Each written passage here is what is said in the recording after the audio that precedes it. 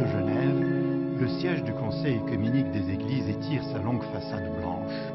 Une grande croix, blanche elle aussi, semble une sentinelle protégeant les larges baies vitrées de sa chapelle.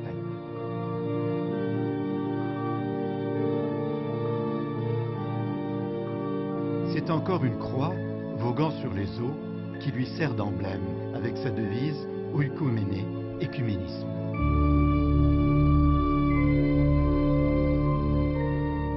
Quel rôle s'est fixé le Conseil œcuménique?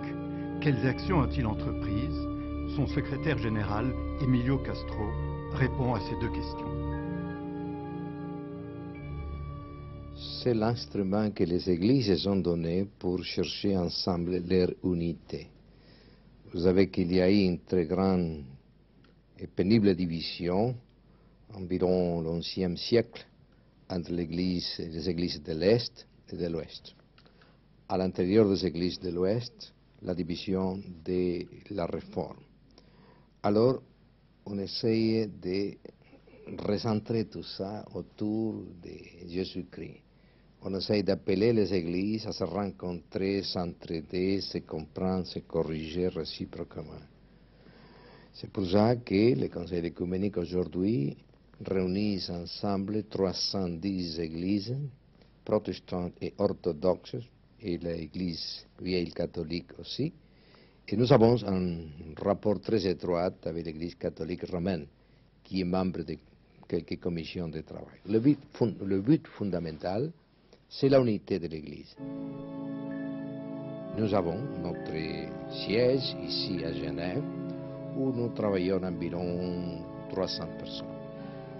Nous venons d'environ 60 différents pays, et on essaye toujours d'attirer des cinq nouvelles, des perspectives culturelles différentes, pour être sûr que nous avons un mouvement qui s'enrichisse dans les rencontres, dans la confrontation. Nous avons trois grandes unités de travail. L'une sur la foi et l'unité, les témoignages et la recherche de l'unité doctrinelle. L'autre, sur la justice et le service, la présence des églises vis-à-vis les grands problèmes d'aujourd'hui, l'apartheid, etc. Et une troisième, sur le renouveau de l'église, l'éducation, la participation. Ici, c'est loge un programme très agressif, très important, qui est la participation des femmes dans la vie de l'église et dans la vie de la société. Si l'on voulait résumer en une seule formule l'engagement du Conseil œcuménique des Églises, on pourrait donc proposer celle-ci. Appeler les Églises à tendre vers l'unité en une seule foi et en une seule communauté eucharistique, exprimée dans le culte et dans la vie commune en Christ, afin que le monde croie. Sœur Évangéline, religieuse diaconesse protestante de Versailles, milite au sein du COE. Ma sœur, l'objectif principal du Conseil œcuménique, c'est de tendre vers l'unité des Églises. Oui, c'était vraiment bien le projet lorsque ce conseil a été créé en 1948 à Amsterdam. Mais on peut dire qu'il existait déjà depuis un certain nombre d'années, puisque c'est au cours d'une conférence missionnaire à Édimbourg en Écosse en 1910 qu'une prise de conscience très forte s'est faite à partir justement du travail en mission, de ce scandale de la division de nos églises que, au fond, nous transportions sur des terres qui n'avaient aucune responsabilité dans ces querelles. Et de là a jailli un mouvement qui, progressivement, enfin ce serait une longue histoire à raconter, mais qui est très passionnante, rappelez-nous quand même les grandes progressivement a amené à cette naissance du Conseil œcuménique. Alors je crois qu'il y a eu à la fois des prises de conscience de théologiens qui, dans les années 20, 25, 27, ont été saisis par cet appel du Christ, soyez un afin que le monde croie, et qui ont commencé un travail théologique, et parmi eux il y avait le Père Congar, pour citer un grand nom français, et puis presque dans les mêmes temps d'autres personnes qui ont été soucieuses de d'entreprendre un travail et une recherche au niveau social, faire ensemble tout ce qu'on peut faire ensemble. Et ça a donné un mouvement Église et société avec un certain nombre entre autres de pasteurs protestants nordiques. Et puis des mouvements de jeunesse aussi internationaux qui ont aussi pris conscience de cette nécessité de collaborer, de travailler ensemble. Maintenant, nous reconnaissons tous comme des chrétiens. Nous reconnaissons les uns les baptêmes des autres. Et il y a un seul baptême chrétien pour tout le monde. Ça, c'est un progrès incroyable. Il y a aussi une aide fondamentale entre les églises sans se demander à quelle confession les églises appartiennent. Par exemple, nous avons à Chili le travail formidable de la Vicaria de la Solidarité, le travail de solidarité dans le domaine des droits de l'homme, qui est logé à l'intérieur de l'Église catholique. Il est soutenu à part entière par les églises protestantes de Chili, mais aussi par la communauté écuménique mondiale à travers le Conseil écuménique. Oui, je crois que c'est tout à fait cela. Au fond, si l'on regarde aujourd'hui quels sont les grands axes au Conseil œcuménique, je crois que le travail théologique demeure un des points tout à fait essentiels à travers la commission Foi et Constitution, qui est assez bien connue, et dont le dernier travail important auquel nos églises ont bien répondu a été le document Baptême, Eucharistie, Ministère, BEM. Et puis une commission qui est précisément la commission d'évangélisation, qui vient, peut-être qu'on en a un peu parlé en France, mais qui vient d'avoir une assemblée mondiale à San Antonio aux États-Unis en mai dernier, et qui est justement très soucieuse à la fois de soutenir l'évangélisation, de renouveler les structures traditionnelles missionnaires. Et puis un autre axe qui tient très à cœur au Conseil, c'est précisément l'entraide entre les églises, sur le plan médical, lorsqu'il y a des catastrophes, sur le plan de l'enseignement. Depuis 1948, quelles ont été les 2 ou 3 assemblées les plus marquantes? New Delhi en 1961 a été une assemblée tout à fait essentielle parce que c'est là que les églises orthodoxes ont demandé leur entrée au Conseil œcuménique. Ça a voulu dire aussi l'entrée des églises des pays de l'Est. Ensuite, il y a eu une assemblée importante qui a été celle de 68, donc la suivante, qui s'est tenue à Uppsala. Importante parce que le principal orateur qui devait faire le discours d'ouverture avait été assassiné quelques semaines plus tôt. Il s'agissait du pasteur Martin Luther King. Et que 1968, c'est une année qui était marquante dans bien des pays. La troisième, c'est Vancouver, 1983, qui a été très marquante par une intégration de la vie de prière, le travail théologique, la réflexion et l'engagement sociopolitique. Et je crois que ça a été une très grande réussite et espérance aussi pour l'avenir d'un travail plus coordonné. Assemblée après assemblée, les objectifs du Conseil œcuménique des Églises se précisent. D'abord favoriser le renouveau des Églises dans l'unité, le culte, la mission, puis se préoccuper de l'homme, abolir les barrières, former une seule famille humaine dans la justice et dans la paix.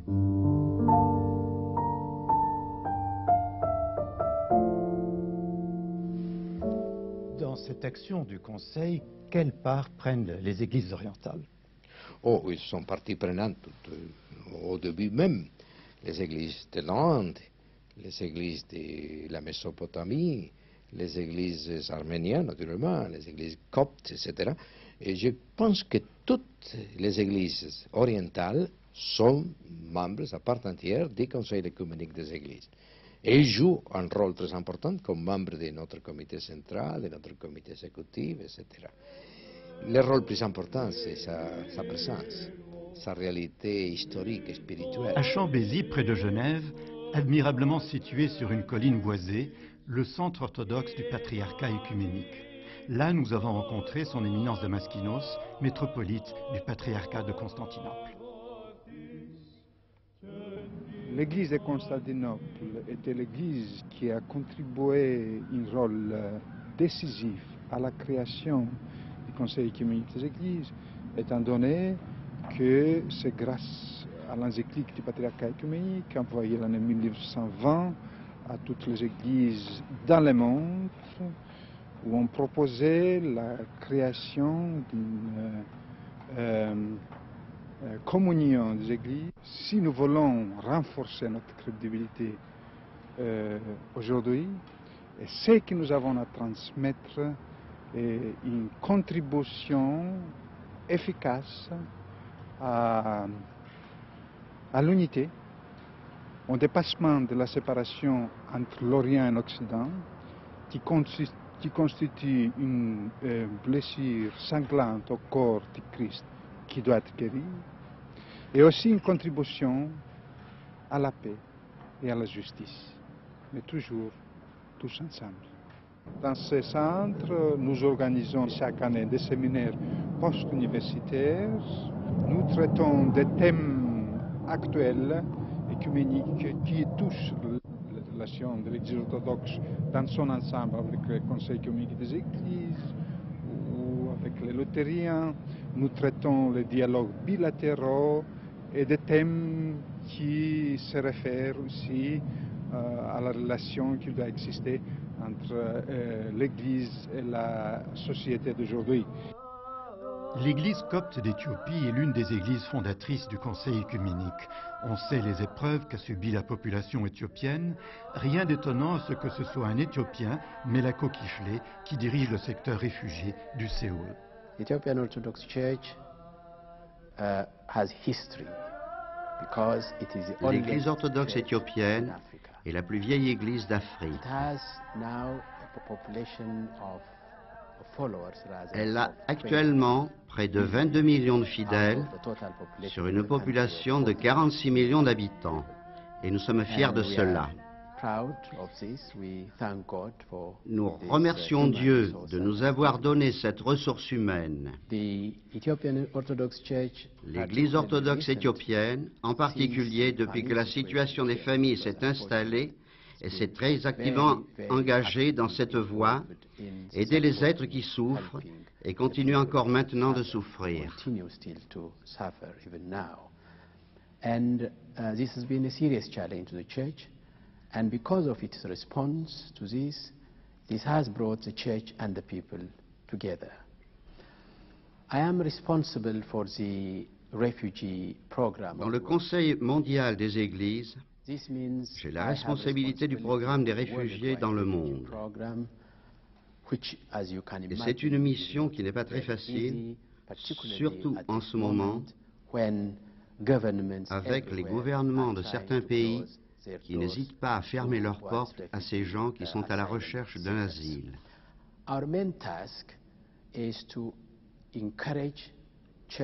Notre tâche principale est d'encourager les églises à répondre à la demande de ces réfugiés qui viennent dans leur pays, dans leur village et dans leurs églises. Le christianisme pénétra en Éthiopie dès la première moitié du IVe siècle, avec ses deux pôles, Aksum et Lalibela, célèbres pour ses églises creusées dans le roc. Alors, Éminence, je crois que vous êtes beaucoup intéressé à l'église sœur d'Arménie et que vous avez même écrit un ouvrage à ce sujet. C'est justement, j'ai écrit un ouvrage à ce sujet, ma thèse de doctorat, l'année 1965, fondation et organisation de l'église arménienne jusqu'au concile de Chalcédoine, jusqu'à 451. Je m'intéresse beaucoup à l'évolution historique de cette église. Je fais partie de la commission interorthodoxe qui continue les dialogues officiels avec l'église arménienne et toutes les autres églises dites non chalcédoniennes qui étaient séparées de nous. L'église apostolique arménienne de Genève, le père Vikan Aïkazian, responsable de la paroisse, collabore activement au COE. Je suis le représentant de l'Église apostolique arménienne au comité central du Conseil œcuménique des Églises De temps en temps, je voyage un peu partout. Par exemple, vous étiez récemment en Chine. Oui, j'étais en Chine populaire.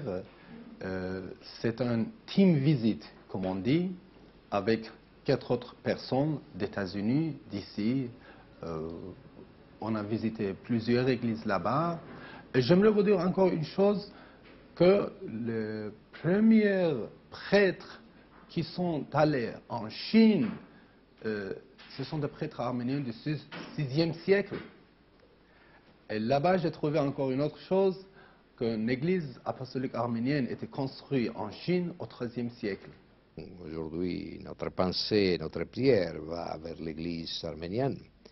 Cette église qui a le mérite d'appartenir au pays qui était les premiers à se déclarer un pays chrétien, déjà au début du IVe siècle. Même c'est l'église qui a le temple chrétien plus ancien, toujours en activité, à Esmiassi, son siège central.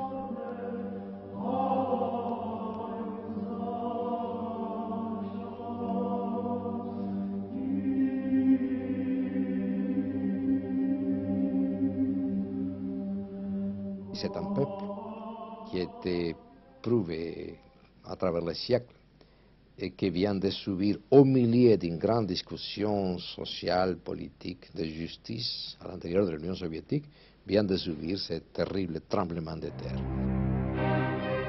Mercredi 7 décembre 1988, 11h38. Toutes les rédactions de par le monde se mettent en état d'alerte. Un terrible tremblement de terre vient de dévaster l'Arménie soviétique. Son épicentre englobe 3 villes, Kirovakan, Leninakan, Spitak et des dizaines de villages dont il ne reste que des ruines. Aussitôt les secours affluent, l'église arménienne se mobilise, le conseil œcuménique ne reste pas indifférent. Bien, cette église joue un rôle très important dans la vie du conseil œcuménique et aujourd'hui, naturellement, ce sont toutes les églises du monde entier qui se sont pressées à venir à l'aide, manifestant leur soutien spirituel, mais aussi leur soutien matériel pour faire face à cette nouvelle situation. Dès l'annonce du séisme, le Conseil œcuménique décide d'envoyer une mission en Arménie. Teni Périssimonian, chef du bureau de coordination des ressources, en fait partie. On est allé d'abord pour présenter la condoléance de tous les membres des églises et le Conseil œcuménique des églises à l'église arménienne qui est membre du Conseil œcuménique des églises, à sa sainteté Vasquem Ier, et après voir avec sa sainteté comment le mouvement Église peut aider l'Église à faire face à cette grande catastrophe. On a visité des personnalités qui étaient impliquées pour organiser tout le travail de secours et à la fin, on est parti pour Leninagan où on a passé 5 heures dans cette ville tout en comble. Les églises avaient commencé à envoyer les aides matérielles comme nourriture et des médicaments et tout ce qu'on a besoin au début d'une catastrophe pareille.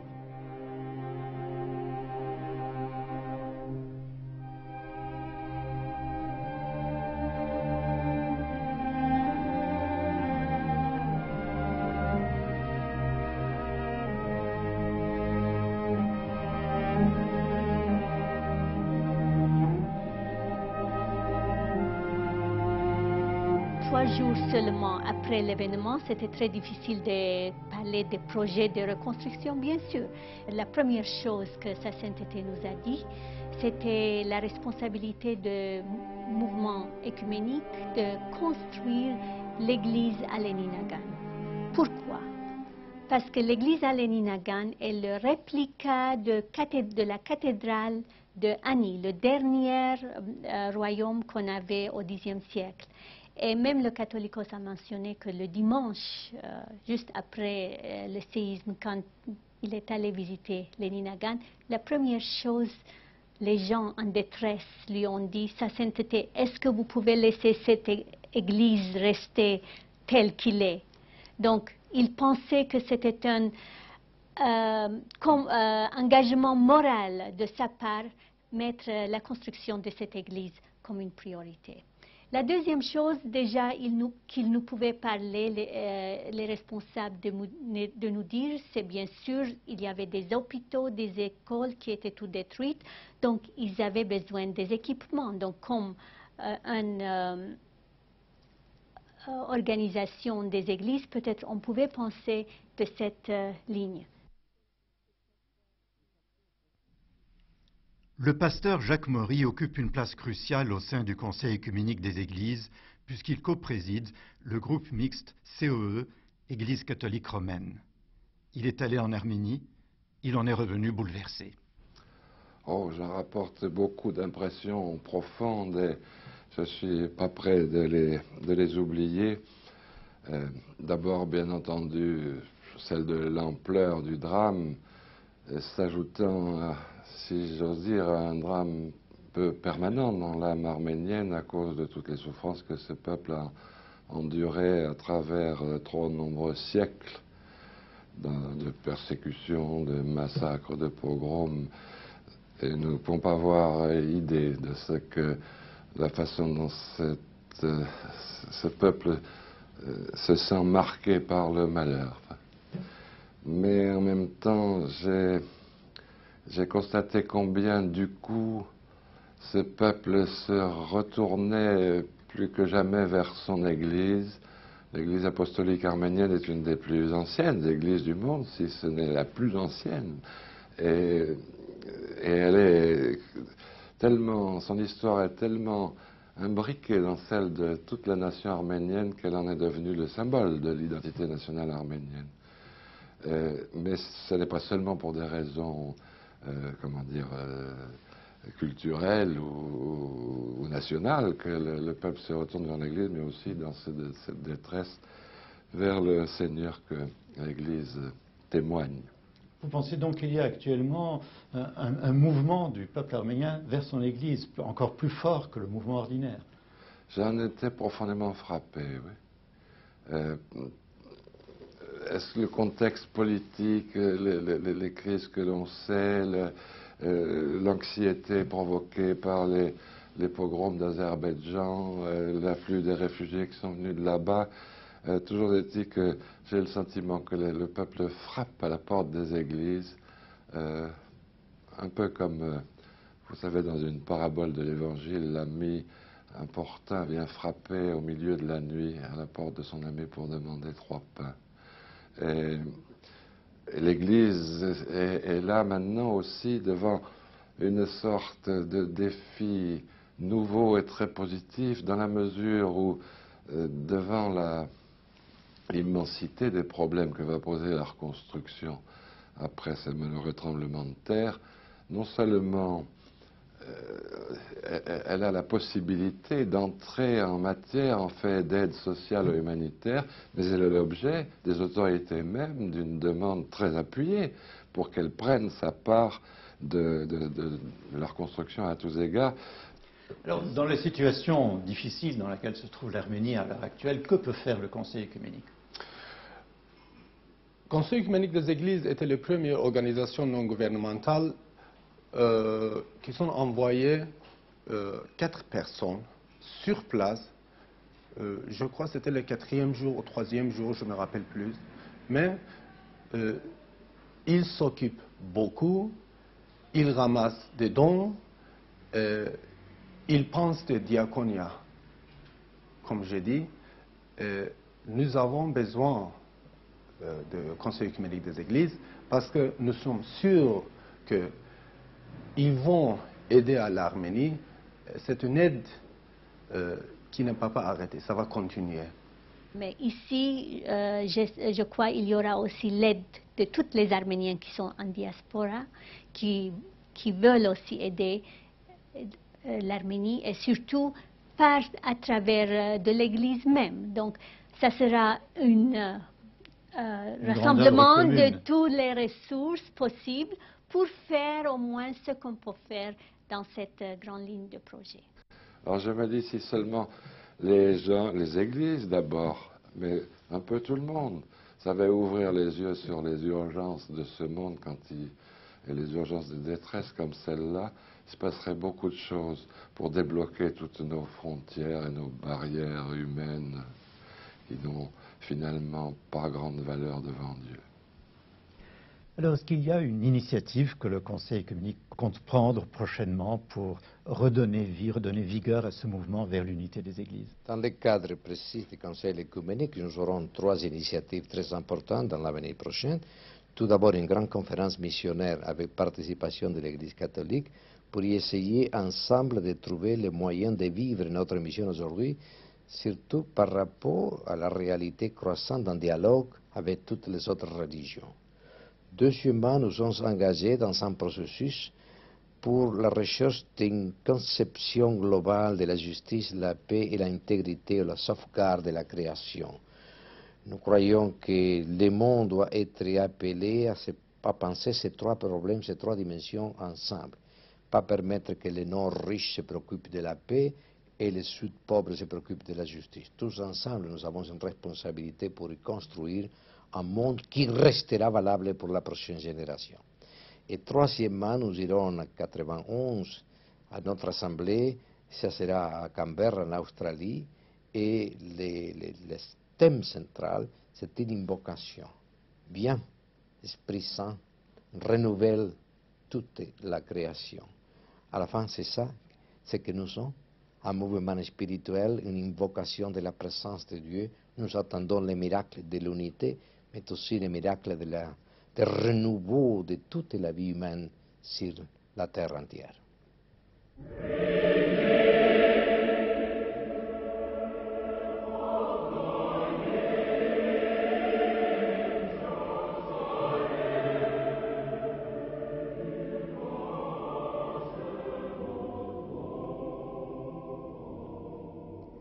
L'Office national de la culture et des traditions arméniennes organise un pèlerinage œcuménique du 21 octobre au 8 novembre 1989 au pays des icônes d'Ukraine et de Géorgie,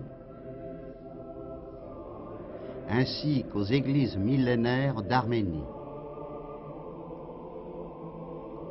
Ce pèlerinage culturel et spirituel nous conduira aux églises et monastères byzantins des villes de Kiev, Tchernigov, Lvov, Tchernovitz, aux églises millénaires ainsi qu'aux monuments religieux de Géorgie et d'Arménie.